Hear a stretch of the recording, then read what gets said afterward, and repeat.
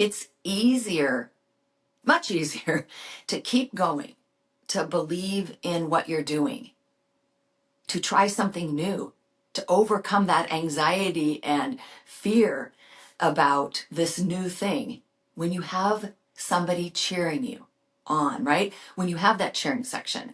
It's like the home field advantage in sports, right? There is statistics that say you have an advantage when you're at home. And I think the biggest reason is probably the crowd cheering you on. It's that energy, right? We all have energy in us, and there is definitely something about that connection with other people. So what happens though if you're doing something different? You're starting a business, you're starting a new adventure. A new adventure? I said adventure, I meant venture, but hey, every venture is an adventure. You are deciding to use your adversity for good, to start sharing your story. And anytime we do something new, there's fear. We fear what other people will think. We fear we're going to fail. We fear not knowing what the next thing is. What do we do next? And so, of course, imagine doing this and having 20 people sitting in your office, your house, wherever you are, every day, just going, you can do it, right? Imagine how different you would feel. But guess what? That's probably not going to happen. Unfortunately, everybody's dealing with their own lives. They're dealing with their own beasts. And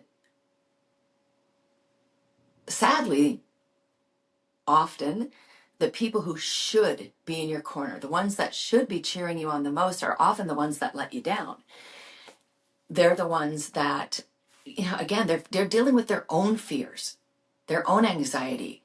They can't imagine doing what you're going to do, what you are doing, or they put themselves in that place and fear comes in. Some people are flat out jealous.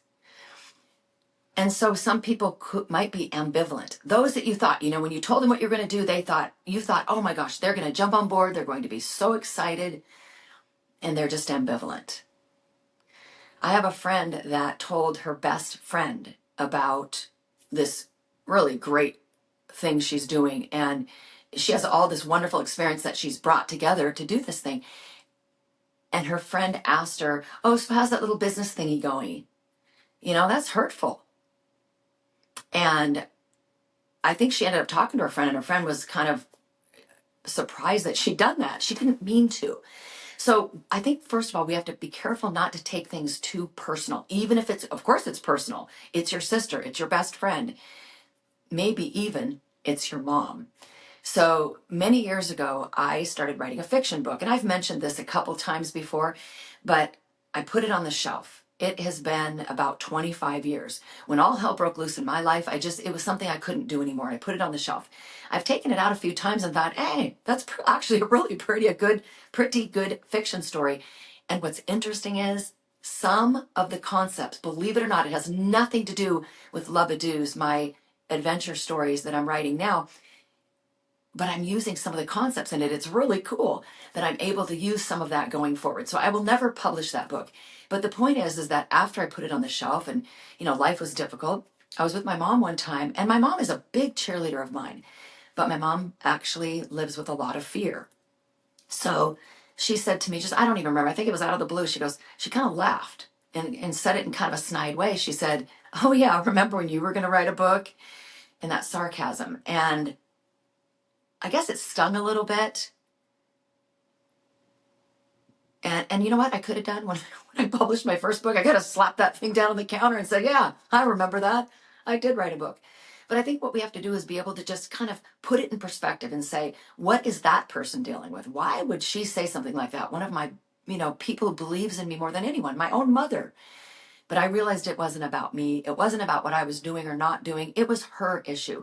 So I think that's really important. If we have people that are either just like I said, ambivalent, or they're detractors, or they say something like that, you just have to be able to not take it so personal, even if it is somebody like your mom. The other thing is that there are always cheerleaders out there somewhere. There's somebody that will believe in what you're doing, that will get behind you, and really even just one other person can help to encourage you.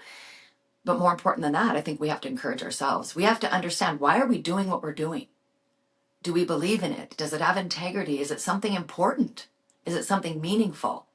And then no matter what anybody else thinks, you just keep going.